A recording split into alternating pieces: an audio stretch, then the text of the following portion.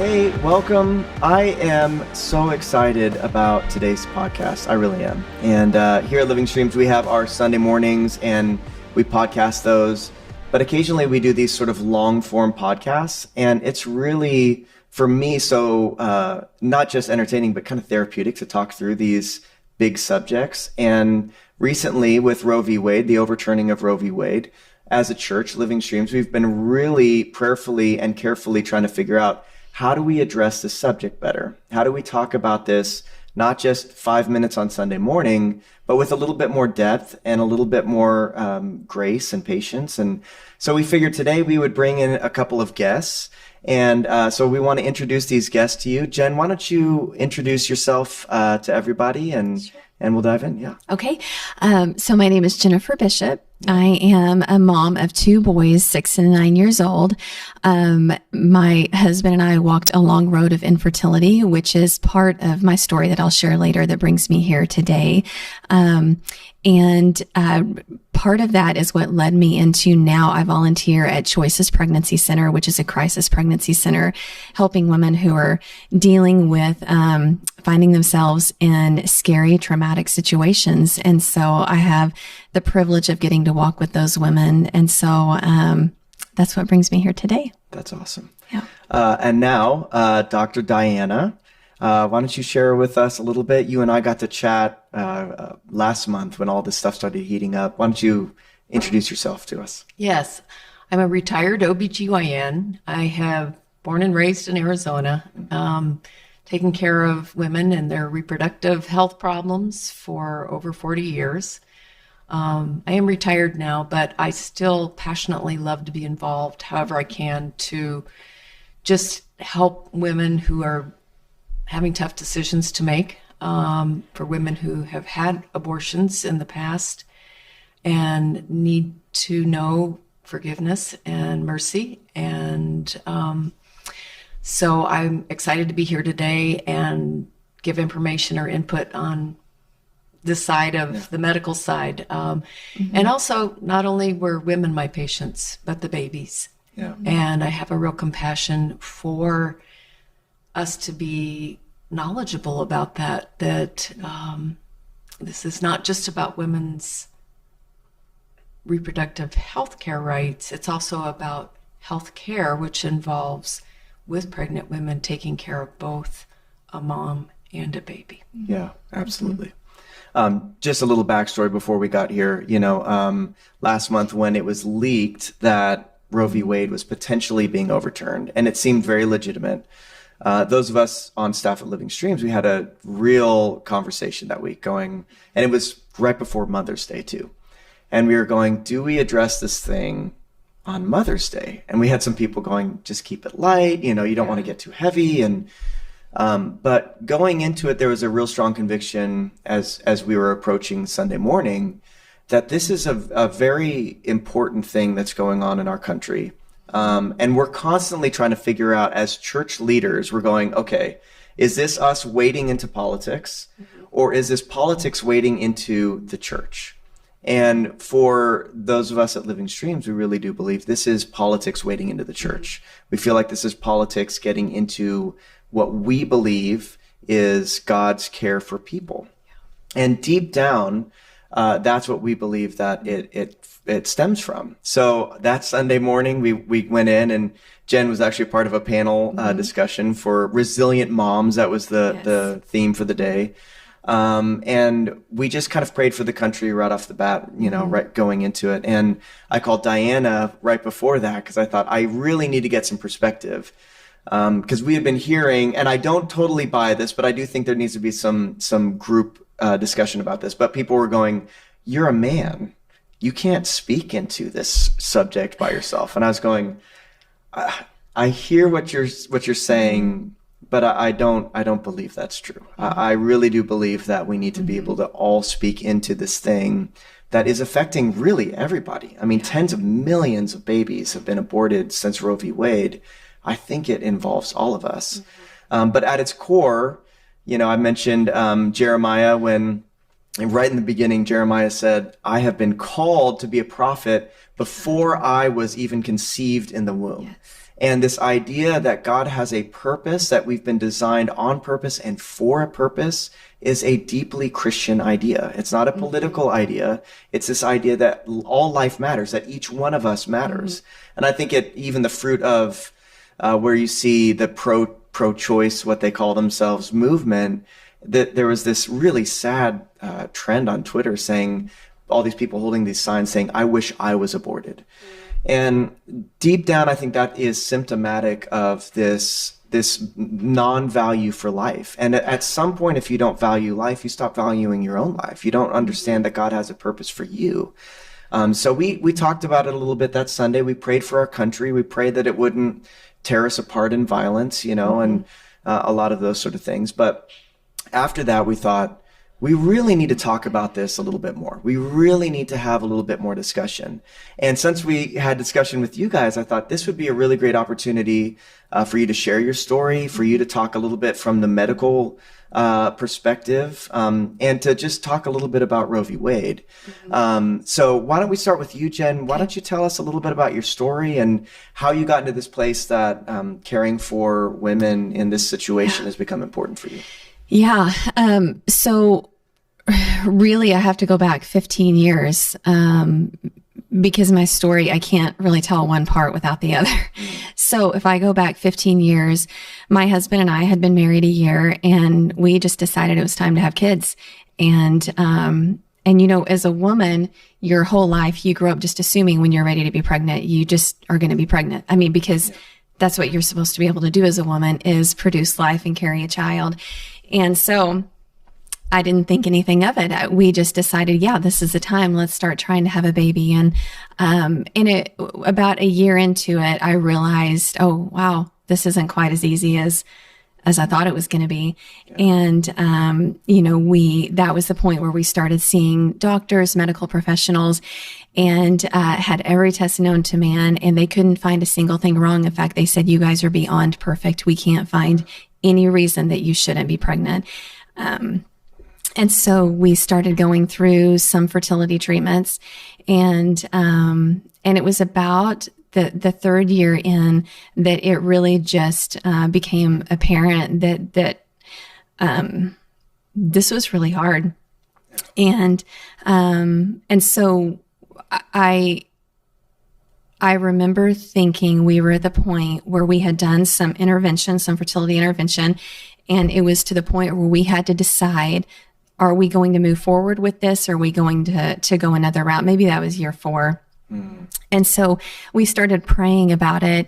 And really, at that point, the hardest thing for me, because we started to think about adoption, but I really began to think, wow, do I lack faith? Am I giving up on God by not waiting and allowing him to bring this child biologically? And so we went through all of that and finally got to the point where the Lord opened the door for adoption, and we really felt that was the road that we were supposed to go. And so we went and met with an adoption counselor, and my heart, my heart opened, and the joy just started flowing out. And I knew that was exactly the road that we were supposed to be on. And so we began the process of going down that road. And that was about year 5. And so we began going down that road, and it was just this incredible journey of going through almost 6 years of just pain and heartache, and having to walk through feeling some anger towards the Lord, to be really honest. And he was so faithful to me in allowing me to bring that to him and deal with that. But we went through the adoption process, and in about a 6-month period, my oldest son, Jackson, who's now 9 years old, was in our home, in our arms. And that was the most unbelievable and holy experience of my life. It was just this incredible moment. And so, here I am on the other side of all of that pain, on the other side of that heartache, and thinking that I'm going to minister to women who have gone through infertility, because it makes total sense, right? Yeah. And I have had some really amazing opportunities to do that, and I love to speak into that. But that was about 2015. Jackson was 2 years old. And so that was the year, if you remember, that all the news started talking about what was happening at Planned Parenthood, the selling of baby parts, and all of this stuff started coming out in the news. And I would find myself, we were big news watchers at the time, and I would find myself so disturbed, like I can't even put into words. It would get into my heart and it would get into my gut, and I would feel nauseous and sick, and I would have to turn the channel and I couldn't listen to what they were saying.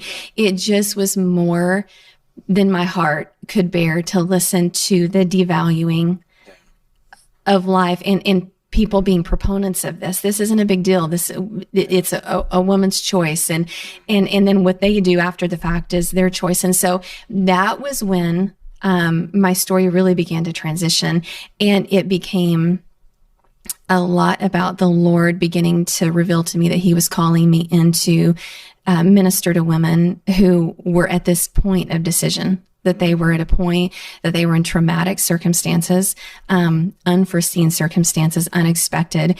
And I couldn't figure out what to do with this rolling thing in my gut that was bothering me, that would keep me awake at night. And up until that point, I had known, I know in my heart that abortion is wrong. God makes clear his value of life. That's indisputable. And, but I didn't really ever know what to do with that. And so, it was really at that point that I started to ask myself, what do I do with this thing that's bothering me so deeply? Because I can't do nothing. And so at that point, I talked to one of our pastors here, Faith Cummings, and was just talking through it with her. And she said, I know someone who's a director of a crisis pregnancy center. And she said, would you like me to put you in contact with her? And I said, yeah, I would like that. And so her name was Julie. I got in contact with her. And a few weeks later, I was sitting in a volunteer training for becoming a counselor at Choices Pregnancy Center. And so that was this amazing moment. And so I've got to walk in there and go through that training. I went through 4 days of training, and then I went to on-the-job training, and it was just this amazing experience. And I remember the first time I went in and I got to, part of what we did was we would run pregnancy tests. And so a mother came in, and I was able to go back and run her pregnancy test. And it was just this real moment of clarity. And it's going to sound funny, but here I am dealing with a stick that someone has feet on, and I don't know who she is. And I'm running this pregnancy test. And the thing was, up until this point, every pregnancy test I had ever looked at had been negative, because all of the pregnancy tests I had done had always come back negative. And it was this moment where the Lord, it's really hard to explain, but I felt the Lord there with me. And it was this really, really holy moment of getting to see this is the first proof of life for this woman, that this is holy because it's life. And this is the first moment of proof of that life. And as funny as it may sound, that was my moment of confirmation. And I started crying back there in this room. And it was almost as if it was my pregnancy test that I was looking at. And so that really led into, now I've been able to work with these women and walk with these women. And there's so many things that I hope to get to share today, because I think there's so much misunderstanding in the world about the women who are looking at abortion, who are going in. There's just so much. I was the person who I had lots of thoughts and lots of opinions about these women. And when I had to go in and I got to face the actual person, the heart and the eyes and the human behind my thoughts and opinions and my ideals, it became very real. And I felt like the Lord allowed me to see these women through his heart. So I'll share more about that, but that's kind of my story of how I got into the crisis pregnancy centers. And it's literally changed my heart and changed my life. That's beautiful.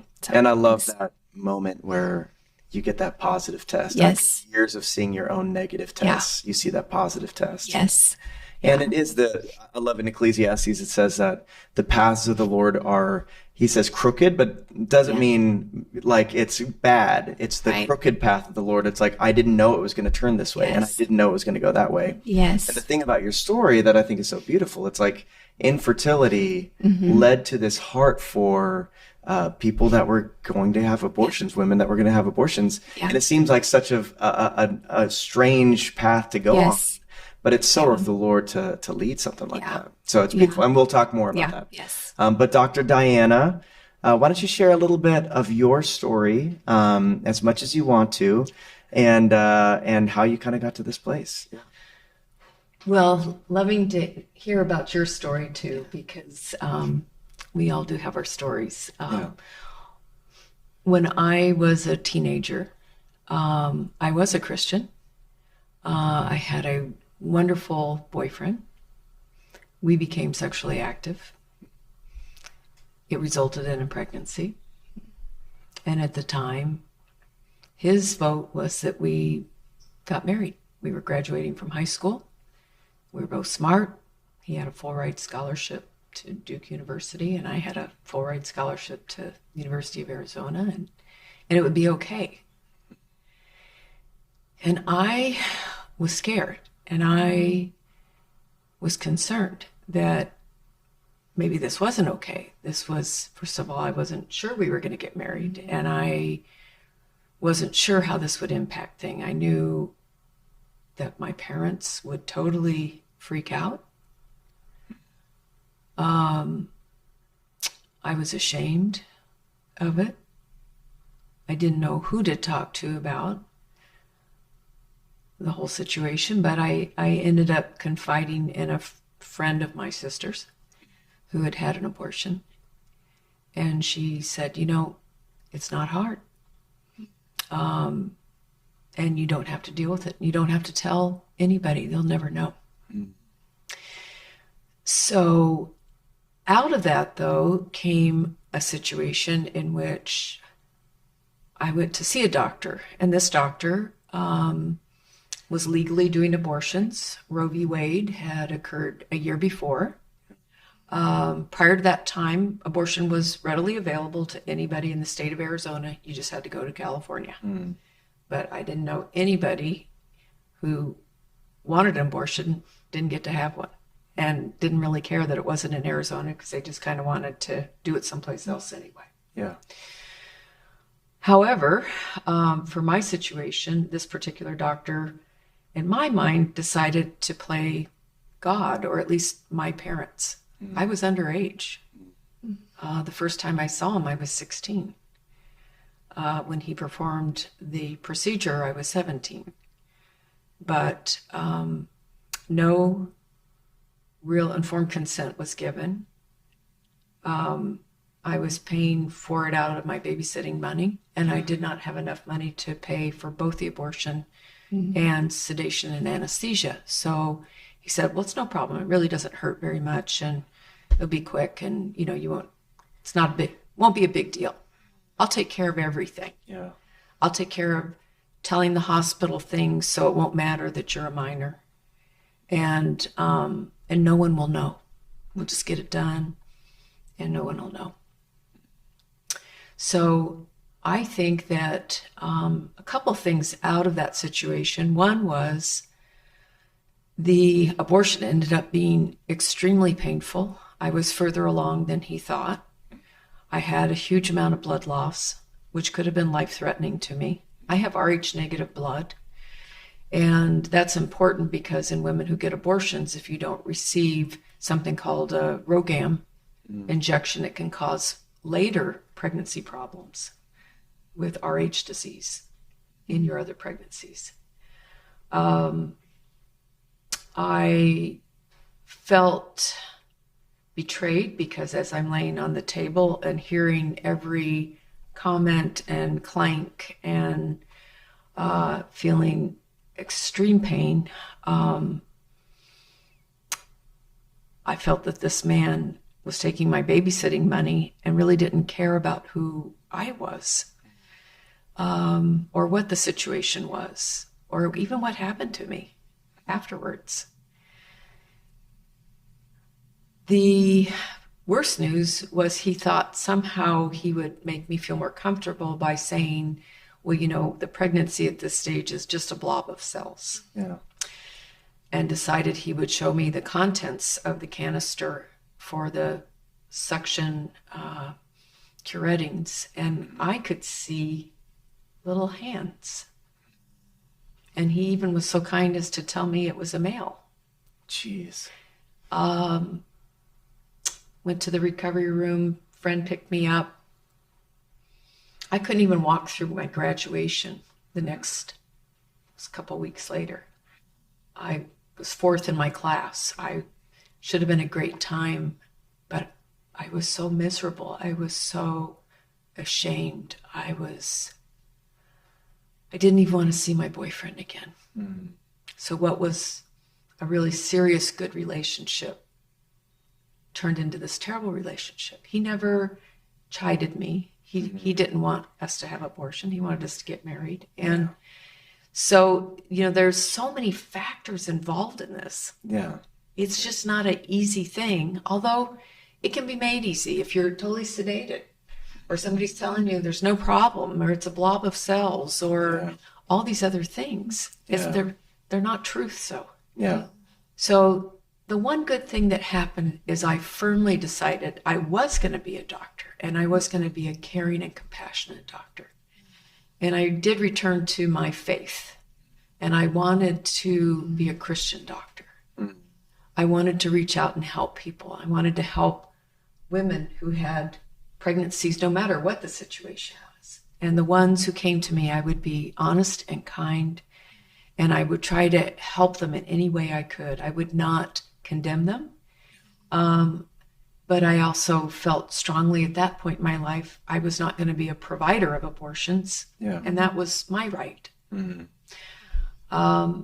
So as far as men go, though, the equation here involves Y chromosomes. Yes. Any way you male look and at female. it, regardless of, if you have a girl, XX, but you got to have a complement of chromosomes from a guy. Yeah. So for women to ignore men in this process is wrongful. Yeah. We have to acknowledge men's feelings, men's ownership of the situation. It's also a way for men who are guilty, so to speak, to get off the hook. Oh, well, it's her problem. It's not my problem. Yes. Yeah. And that's not true either. Yeah. Yes. Yeah. And then what about the baby? Yeah. What about the baby? Yeah. Yes. When you're an OBGYN doctor, you are caring for a team. You are caring for the mother and you are caring for the baby. And every decision that you make in that prenatal care involves both, right? Yeah. Not just one. Yeah. Yeah. So again, for us to presume that this is only a woman's decision. Yeah. I'm a liberated woman. I burned my bra when I was 15. Sure, yeah. I, have always been very firm in my leadership abilities throughout my life. And that's been provided to me. I've had positions of training, faculty, professor, award-winning national recognition. Yeah. But what is so much more important than all that is really treating your patients as total humans and the whole situation. Because same thing, it's not just about a product of conception. It's about relationships. Yes. Relationships that woman has with her family, with her partner, with her husband, with her own children if she has. How this impacts all of that. Yeah. So it's a lot more complicated. And I think we are in the season politically where we're trying to divorce the whole subject of abortion from any morality. And just like what you were saying, it's just a lump of cells. It's your choice. All the language is bent around how can we make this just feel like a convenient procedure. David, a couple weeks ago, said something that I thought that's really good. He said, we're in a culture right now that believes if you could remove the stigma of sin, then you can remove the consequence of sin. And we can't. Yeah. And just it's so heartbreaking to think about a teenager and a doctor who knows better to just bring you in and say, oh, it's going to be just fine. Don't worry about it. Don't tell your parents. Don't do any of that. And to completely ignore the fact that you will feel repercussions from it. Yeah. Not just physically, but emotionally. I mean, even to this point, I don't know how many years ago that was, but it's like, if up until this point, you still feel the emotions of that. And I think it's so sad that we're telling young women, oh, you're not going to feel anything. It's going to be no big deal. It's something to be proud of. But deep down, I think we know there's something wrong. There's something off about it. And there's something dark about it too. And I just think, and for you and your experience too, when women are coming in, we tend to think that, and I think that a lot of times the political, the pro-choice political side tends to say that the pro-life side hates the women and we're just like angry at them. But I think it's very different. When I've worked with Choices Pregnancy Center, and I know a few people that work there, it's different. It's very loving. It's very caring. And you care very, very much for the women. What is that like when you're in the day-to-day of Choices? Yeah, that's a lie that I've heard for a lot of years too, coming from that side of the movement, the pro-choice, is that you do just care about the babies. And, I want to speak to that because I actually probably was that person when God called me in to do that. Now, I would not have consciously said that, but I became aware of it. And the Lord is so kind in those ways to us. He reveals things about our hearts as we go, but he does it in such a loving manner. So when I went in, it was during that time when I was hearing all of these horrific stories about what was going on about baby parts. And I was like, save the babies. Yes, God, and yes. When he called me in there, I'm like, yeah, I can get on board with that. I want to go be a part of that. And my heart, and the Lord knew this, and he knew this is what would propel me into action. At that point, my only real thoughts were towards the babies. I couldn't stand the thought of what was happening. And so that was what he used to drive me into the pregnancy centers and through the training. And like I said earlier, through looking eye to eye with these women, through walking. Most of the women who work in these centers have had an abortion, not all, but most. So they've been there. They speak from personal experience. And I did go in and I thought, as I began to see, these are not just women who just don't want a parent. They just don't care. Yeah. That is very much a misconception. And I was a person who probably subconsciously thought that when I went in. But these women, these are pastors' wives. These are worship leaders. These are the young teenage girl whose father is the pastor, and they know what their church is going to think if they tell them they're pregnant. So it is also the poor that literally they just don't have the means, and they truly do not know how they're going to do this. And so, when I went in there, and I saw that, it became very real to me, and the Lord began to work on my heart and show me the biggest thing that I have learned about the Father's heart through all of this is he loves the women, the mothers, the fathers equally to what he loves the babies. He is not for one and against the other. There's not a side. There's not our sides that we've chosen, that he's on one side or the other. He is for life. Yes. And so, I want to be clear. God makes it clear where he stands on life. And I'm not for abortion, but I also want to follow the Father's heart into understanding that there is, he is for these women. Yes. So we have to be for these women. And that doesn't mean for abortion at all, because that's not what I'm talking about. Yeah. I am talking about if we are going to call these women to choosing life, we are then going to have to follow that up with some action. Yeah. And we have to show the heart of the Father.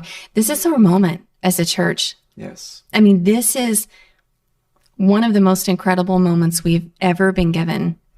And we can't just be a voice of condemnation. We can't be a voice saying, you need to choose life. Abortion is wrong. Yeah. Now we're going to have to follow this up with some action. But it was through going into these centers and talking with the women who work there. And I will never forget, it was with Julie, who was the director. I was going through training, and she said to me, she said, Jennifer, that we had to watch videos on how abortion procedures are done in the first, second, and third trimester. Because if I'm going to go into the room with these girls and counsel, I have to be able to speak with some wisdom and give them actual facts on what they're looking at doing. And I was sitting there at the desk in the back room, and there was another girl sitting beside me, another volunteer, and I was partly covering my ears as I was listening to these videos because I didn't think I had the internal wherewithal to hear the details of medically what happens to these babies. And so I just partly was like, I'll listen to some, but I'm not going to listen to the whole, like the actual in-depth detail. I don't know if my heart can handle it. And so Julie pulled me into the room later, and so lovingly, but she said, Jennifer, the woman that you were sitting by had an abortion.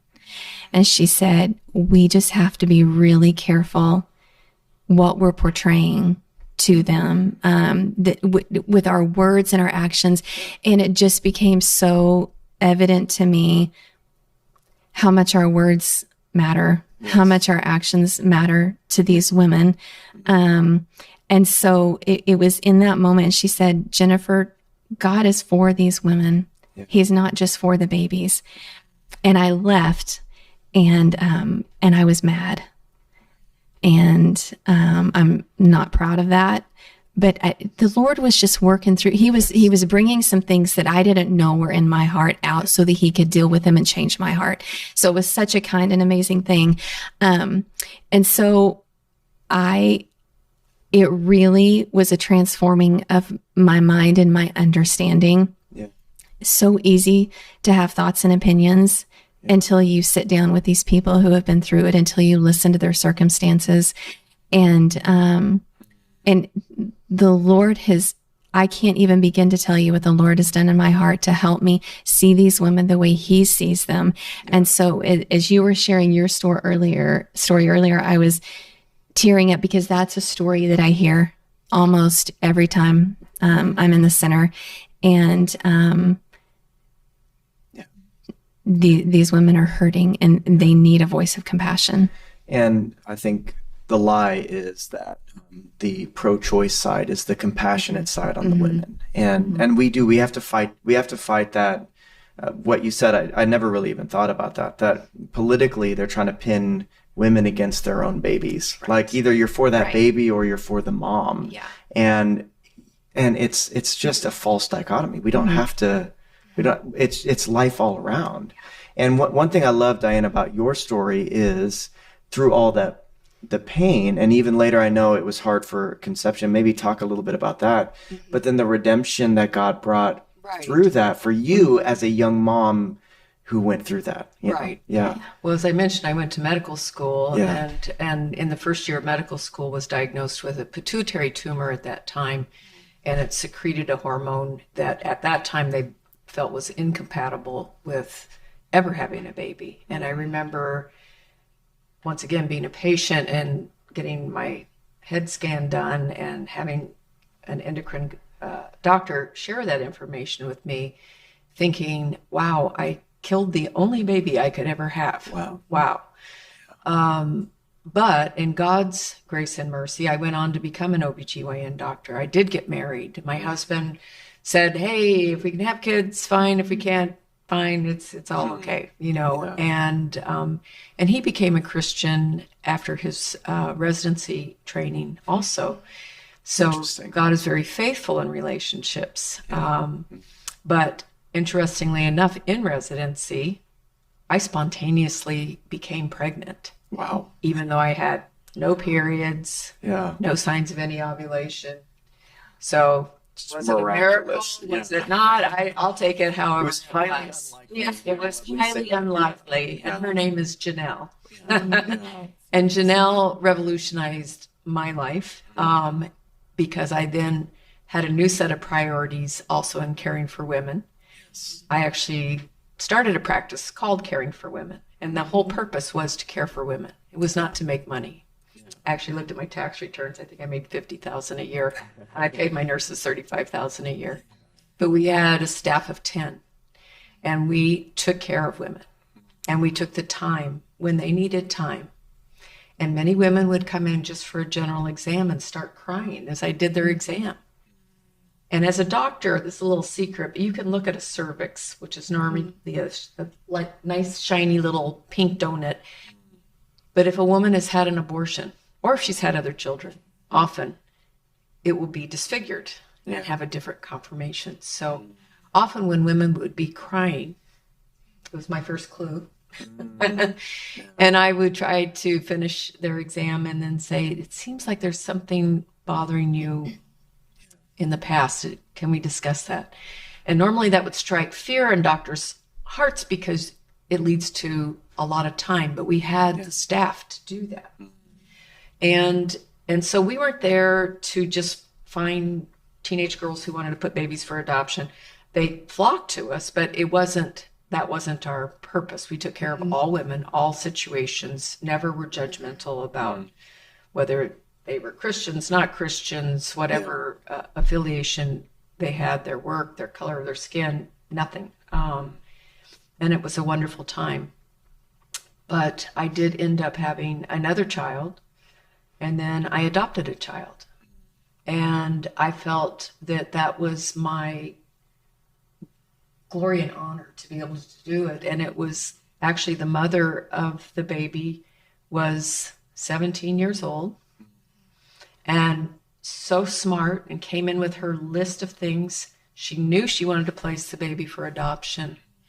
And I had full circle redemption from God, that maybe I made, in my mind, a bad choice. Yeah.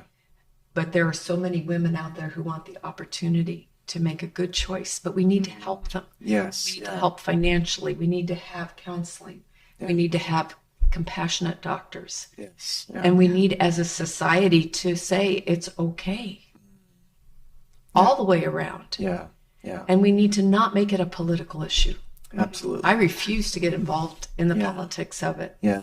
I want to care. I want to think, how can I help? My latest thing is I want to reach out and help people who maybe are older. I'm old. I'm retired. But still never forgave themselves. Yeah.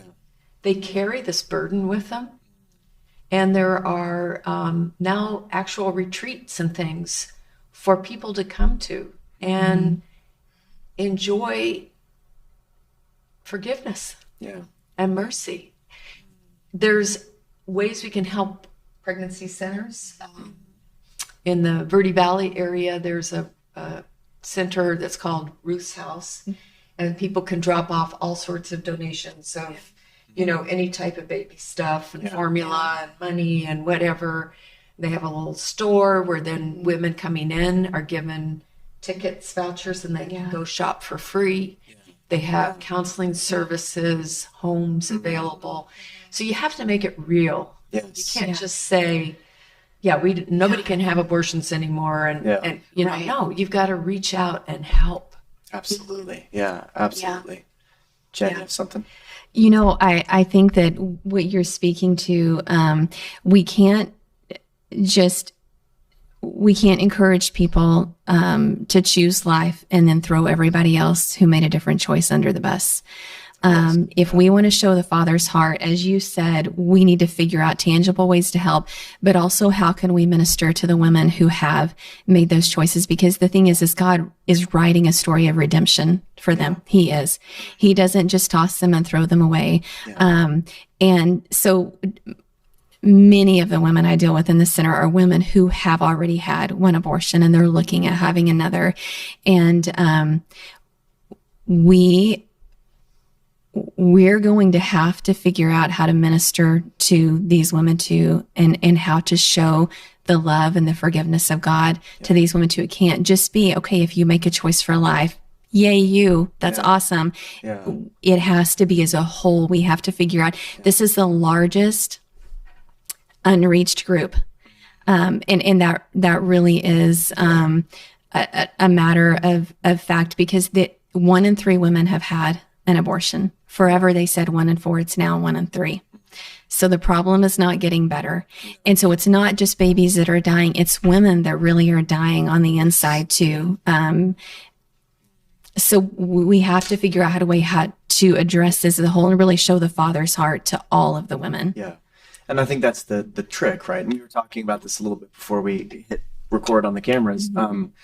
As a church, as a Christian, as somebody who loves people, we're constantly looking at this issue and saying, okay, well, if we talk about abortion, it might make people feel bad. So then we just let's just not do that, because that's what's compassionate to the moms. But I am convinced this is a season where the church needs to just kind of crack it open a little bit more and say, look, the abortion industry, the industry is an evil thing. And we look at it, and I look at, just like this doctor in your life, people that are taking advantage of women, young women who don't know their options, and they're purposefully hiding the other options from them, and now we know, making money from it. Right. So as a church, we have to be able to look at it and say, hey, this is not an okay thing. At the same time, we have to be able to look at the women who are really taken advantage of on multiple levels, and maybe even in the church, maybe we've created this environment of shame around sexual sin, where it's like, you've gotten pregnant and you can't tell anybody. Right.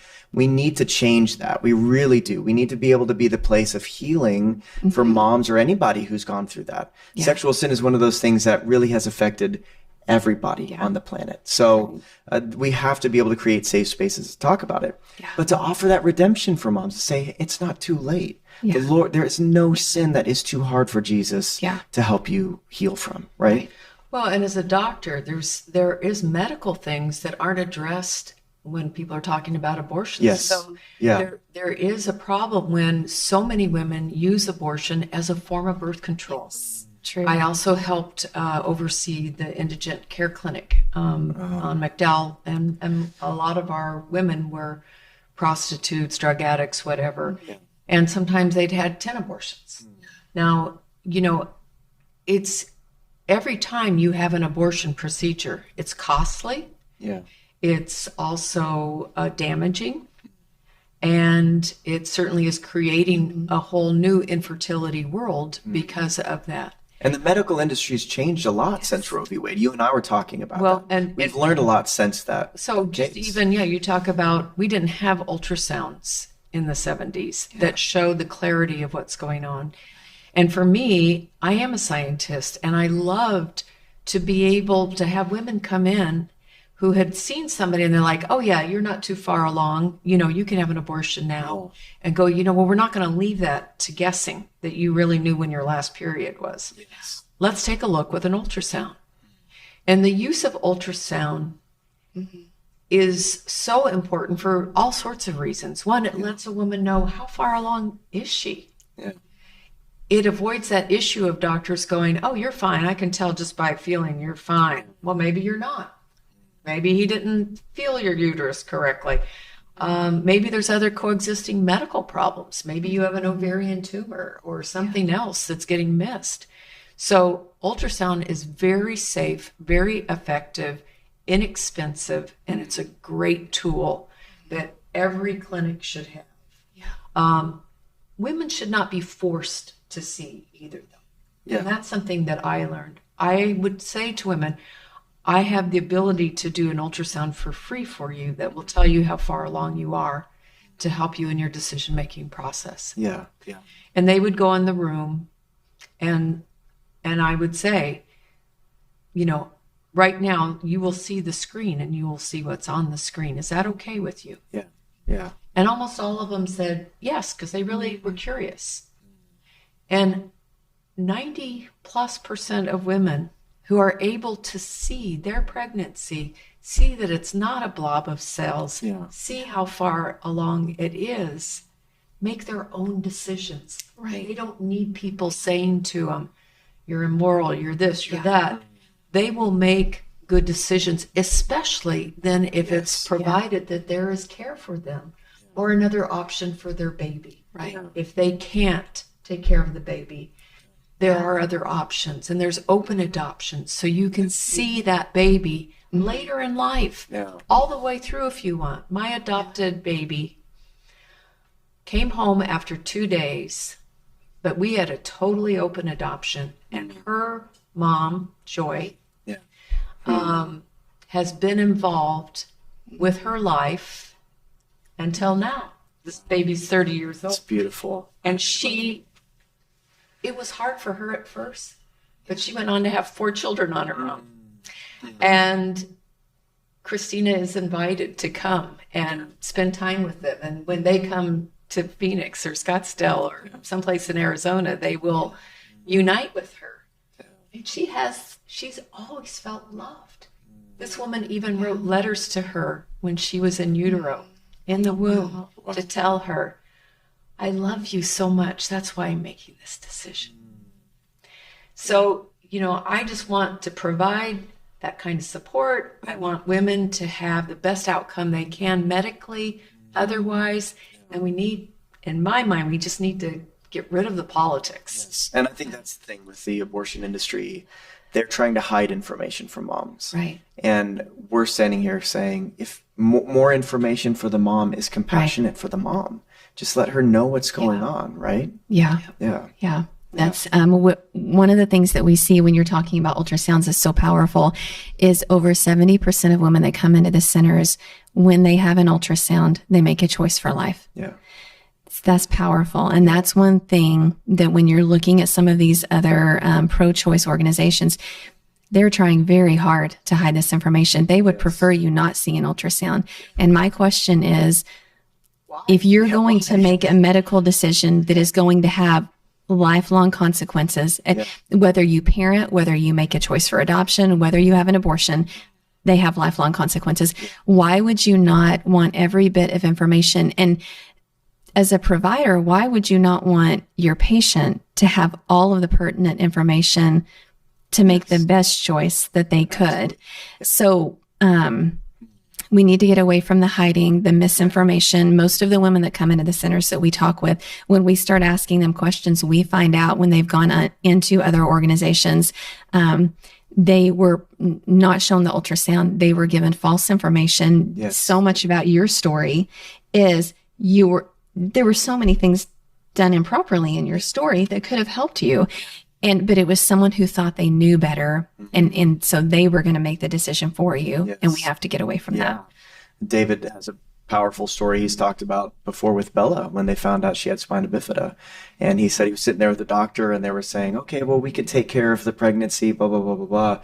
And as it was going, Brittany was the one that woke up to it first and was like, David, this is not okay. And realized they're going, oh, she has spina bifida, so we'll just, we'll take care of it. The language that you use, let's just kind of sweep it under the rug. Right. And they said, absolutely not. That is not on the table for us. Yeah. But for younger people, maybe they don't even really know what's happening at that point. Yeah.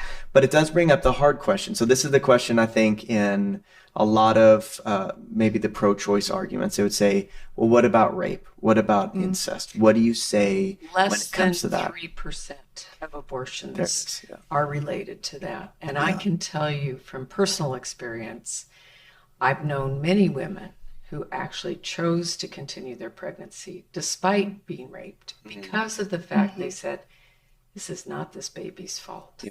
And they Yes. put the babies for adoption. Yeah. One was one of my daughter's first grade teachers, and she just knew I was a OBGYN and shared the story with me, and I was blown away. And she knew statistics better than anybody. And she just said, she goes, it was an awful thing that happened, but that baby was adopted by loving parents, and I did the right thing. And that baby was created on purpose and for a purpose. And yes, it was a terrible situation, but I guaranteed that family that adopted that child is so thankful for that child, I don't know if you have anything else. Yeah, I actually do want to add something to that because I think it's really important. So it's a minute number of cases of abortions, it comes from rape.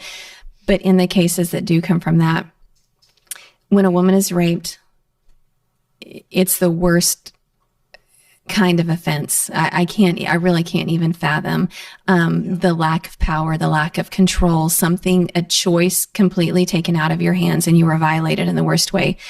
You did not have a choice in that. When that happens to you and you become pregnant and then you turn around and you make it a choice for abortion, that is a choice made. That's done by your hands. Yeah. And I hear people argue for this, and I understand the spirit behind it. I understand it was so wrong what was done, and it was so unfair. How dare we take the choice away from them? Because we think ultimately the healing is going to come from I'm going to return the choice to you on this. We can see clearly that healing does not come from death. So when we take life, there is no healing that comes from that.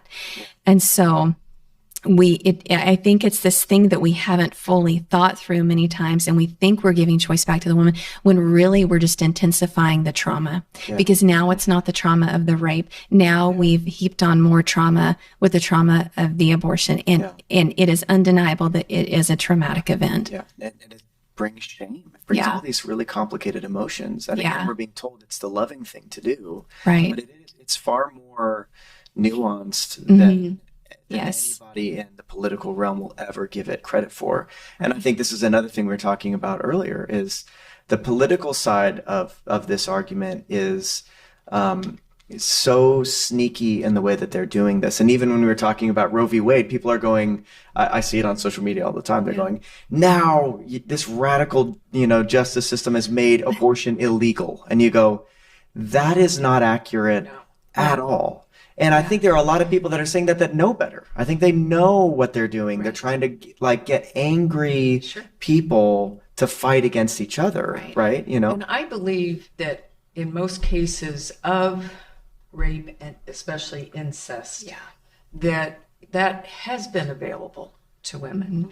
And that's, again, I may differ somewhat in some areas, but I'm not here to control everything that happens politically and legally, and also even choices that people make. I do want people to be well informed. Yes. I'm not responsible for that decision. If they make the decision, though, that they want their baby to be adopted, we need to be there for them. Yes. Those are the ones that's fine. Then we're going to help you. We're going to help you do the right thing. That's a hard thing. And that costs money and all these other things. We can't, as Christians, say, don't do this without providing answers, solutions, and support. Absolutely. And it's the support for the mom, too, on the backside, if they choose abortion. And that is on the plate for a lot of people. And just like you said, one out of 3. That's a lot. And I was very cognizant of that when I stood in front of the church on Sunday morning saying, I understand that there is guaranteed women out in front of me that have gone through this, and men that have gone through this too. And we do have to have a certain level of care, and really, and this is the hope of this podcast. Can we speak to this with a little bit more of an informed mind? Can we speak to this with more of a compassionate heart toward everybody? Because Jesus loves everyone involved, even abortion industry people, even the doctors, even there is radical redemption from Jesus that makes no sense in a human world, but he, through the blood on the cross, his blood on the cross, paid for all that sin. So we have to be the place that has to be the safe place again to be able to talk about it. Not sweeping it under the rug, but acknowledging it. Not making women feel guilty. But acknowledging, hey, you went through something traumatic and painful, and maybe you're feeling the weight of it, and maybe you felt the weight of it from the day that you made that choice. Let us help you walk through it. I think at the same time for us as a church, we have all these young, our church recently has been getting a ton of GCU students. So we have a ton of college students in our sanctuary. And I think a lot of them have grown up hearing oh, it's just a clump of cells. It's no big deal. Yeah. Don't even worry about it. Even in a Christian university, and probably even especially in a Christian university, they're starting to go, oh, it's really not a big deal. And again, the compassionate part for us is to tell them, no, it is a big deal. Yeah. This is not a light decision. Don't believe what the politicians are telling you, that this is something to be proud of. And, like I see these marches, and it just grieves me so much how flippant people are about this, not just for the babies, but for the moms. Telling them that this is going to be no big deal and you won't regret this later is a lie, and it's not loving to them. Yeah. So I don't even know how to segue from that point.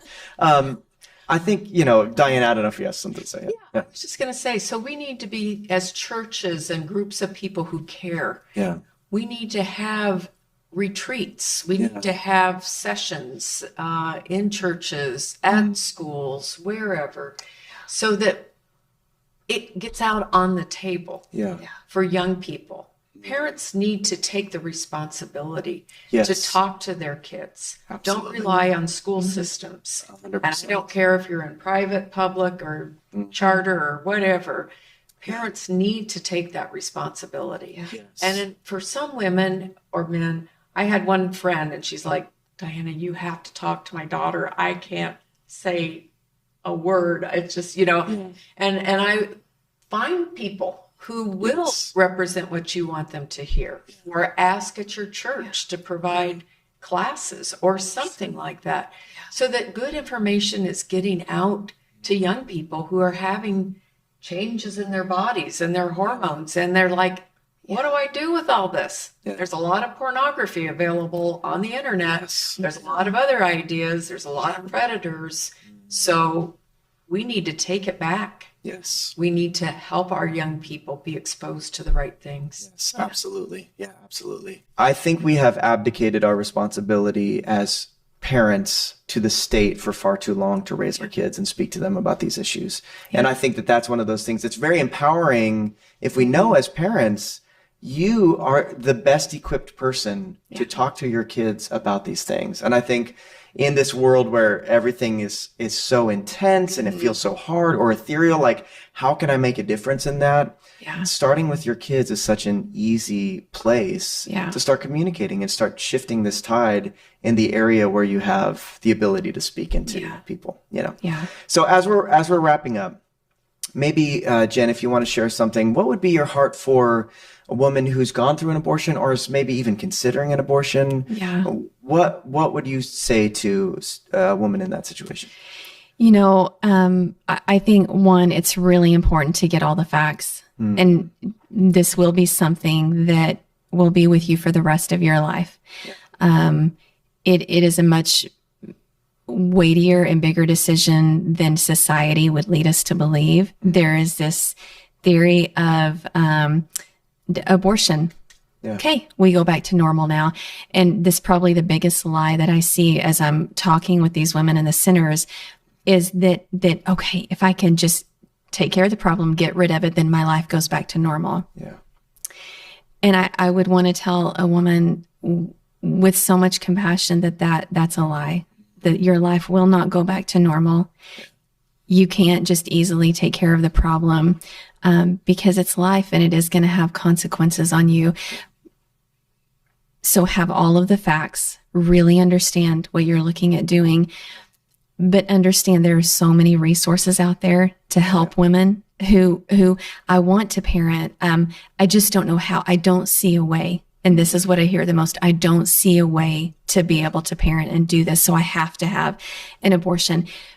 Please get in contact with a pregnancy center, with a church. There are so many resources to help you during that time. But understand the heart of the Father is so full of love for you. We've all made choices we regret. There is so much redemption in your story to be had. You're not done. If that's a choice that you've made, if it's a choice that you do make, you're not done. The Father is waiting there with open arms, no matter what your experience with the church has been, with your family, with your boyfriend, with your friends. God is waiting there with open arms to receive you back. And so I would just say, just as Diana said earlier, find someone who can help you. And I just want to say, I think it's important to the church.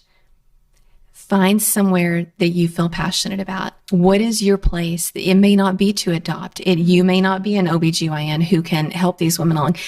What is the place that you can put yourself in there, that you can insert yourself, that you, whether it's giving money, whether it's fostering, whether it's supporting these women, supporting crisis pregnancy centers, just find your place. It doesn't have to feel huge or like you're making this massive difference. Just find something that you can do to be an answer for these women and to show the heart of Christ. That's really all we need to do, is show the heart of Christ. I love that. So, Diana, anything you want to add? I just want there to be more responsibility from a family viewpoint, that parents will be involved with an open door policy, that children will feel that they can go to them and ask questions, trust them, that they won't be condemned, and that they are supplied with accurate information about changing bodies, sexual desire, and not just abdicate that to the internet. Absolutely. Yeah, absolutely. Well, thank you guys so much. I think for me, just in closing, I think the church really needs to be involved in this subject a lot more. And speaking to any church leaders or anybody in the church, I know it's hard, but as Christians, we're called to be brave. We're called to step into areas that are really painful. Yeah. That's our job. And we've been doing that for 2,000 years. You know, this is what we do as a family. Like we go into the hurting and dark places. That's what we're known for throughout history. That's what we continue to have to be, known for. So we have to step into that. And what you said is so great. And we'll probably put a link, I think, if we could put a link to Crisis Pregnancy Center. Maybe that's a place where you can give or volunteer or whatever. But starting with your family, starting with your kids, creating this environment where we can talk about these subjects that are really meaty, really weighty, but doing it with love in our heart toward our children and toward other people's children that are going through this. So church, we have to step in. We've got to do more. And hopefully this is a podcast that's starting that ball rolling. And if you have any more information or you want some more information, please feel free to email us. Jump on livingstreams.org, and we'll link to Choices Pregnancy Center. We really stand behind Choices as a church. We love what they're doing here in the Valley. So thank you so much for you guys joining, and thank you so much for all of you guys listening. Have a great day.